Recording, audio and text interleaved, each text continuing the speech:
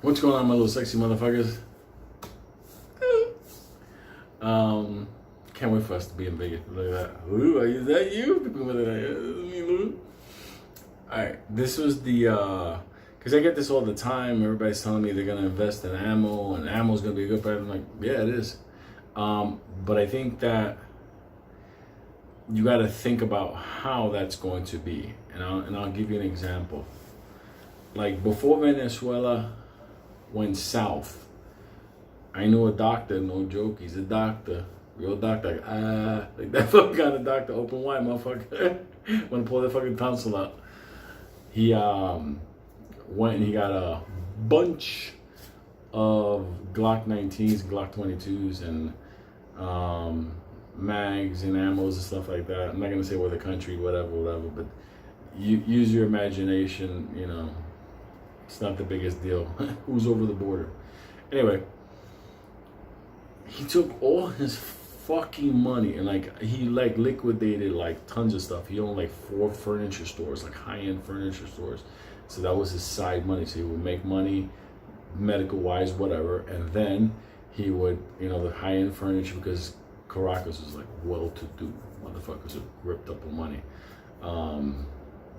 Get that picture out of your mind that they're fucking with bongos, because the Venezuelanos I know, they got their fucking kids in fucking universities that you can't even afford to spell. So, moving on. He knew that let's face it, once the socialists do what they always do, everything is free, this is yours, don't worry about it, if you're loyal to me, put on this red t-shirt, you were the party, yeah, and then all of a sudden it's like bullshit. Nobody owns nothing. I saw some fucking ridiculous shit down there, and I'm gonna say something right now. It's probably gonna piss off a lot of people in Latin America. There's a couple of races in Latin America that, as a society, as far as business, they got their fucking brains on. One is Mexico, not one. Mexico is number one. I know a lot of brilliant motherfuckers in Mexico City, Polanco, whatever. Brilliant motherfuckers. And I love when they fucking get people to think, oh, the Mexicans, trust me. The Brazilians are another one. The Brazilians for many years had their children study abroad, brought that back. And the Venezuelanos are the other one. And you may say, what about the Chilenos? What about the Colombians? No, you know what the reason why? And the Chilenos, I love them to pieces. It's not that they were kind of set in their positions throughout the years because of the mining, the gold, the copper and stuff. Same thing with Peru. You know, Colombia just had cocaine. You didn't have to fucking learn anything else. It was just cocaine. The motherfuckers became masters at that. Viva Colombia. But in Venezuela, though, you know, the oil, this gold, there's a lot of stuff. I mean, they're savvy motherfuckers. They really are. I mean, it's a dangerous, crazy place now. But man, even as a society, they're adopting now black markets of dollars, crypto. They put in a barter system. They have a prison there that actually turned around and created a full barter system in their own currency. Like, for real. Like, they fucking turned it into a city. They don't fuck around in that place either. They told the fucking cops and the military, motherfuckers, you out. We run this place. A motorcycle. I'll tell you the motorcycle story soon one day. But getting back to as far as like ammo as currency. So he had all these Glocks. He had ammunition. He had the magazines for them. So for those of you that, you know, don't understand the firearm stuff, don't even be in this video because you're not gonna think about doing it. But for the ones that do, the one problem that he had after the balloon popped, was he was now in possession of things that the government don't want people to have. So he became an outlaw day one. So in the beginning, he wasn't an outlaw, okay? Because it was freedom, they can, you know, whatever. They didn't have a Second Amendment, but nobody gave a fuck. But at the end of the day, he became an outlaw. And the amount that he had, he was like a super outlaw. So he had to do business, like he had to become a different type of person. So you have to recruit motherfuckers to put the word out there. Listen, I got this, I got that. Let me know what. But then he also became a target. He became a target. He had to move his family to different parts of, well, Florida, definitely, but the other parts of Latin America. So it was basically him and his brother. That's it.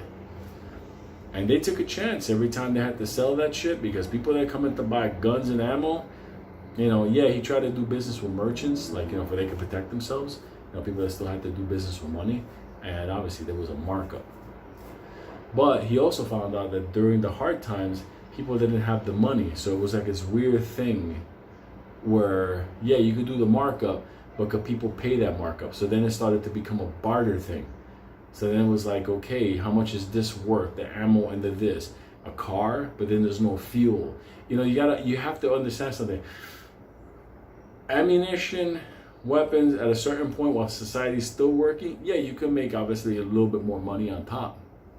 You can, because people want it and they'll buy it. But if things go south, understand safety, government, storage, how you're gonna put it out there that you have that, because you're gonna become a very big target. And then the new establishment of pricing structure.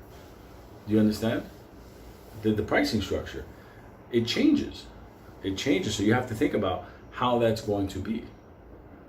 You know, it's like New York City right now. It's a perfect example. I mean, the inflow of firearms into New York City.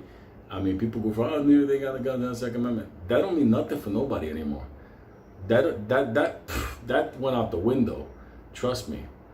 There's motherfuckers out there hitting people with a fucking neck with hatches. People are saying, like, you know what? Fuck this. So we're in a different world now. But the reason I'm saying that is now, you know, New York, buying a Glock in the old days was one price. Now it's another price. And things change. So you got to think about that going forward as far as like ammunition, parts, ammo, handguns, rifles, optics, whatever you may be. There's a price that you're going to have normal market. There's a price you're going to have when there's scarcity. There's a price you're going to have when things turn, and you have to understand the factors that are going to affect your business, because at the end of the day, you know, your weapons that you're selling technically legally could wind up becoming in the hands of, you know, whatever, anti-government people or something. And at the end, that's going to come back on you. You know, I believe every motherfucker should be armed. I don't understand. I mean, like, Team Jesus had motherfuckers around them with swords. So that's it. So love you motherfuckers to pieces. There's the ammo and firearms as a currency type thing. So love you motherfuckers. Don't shoot yourselves, okay? Give hugs, not bullets.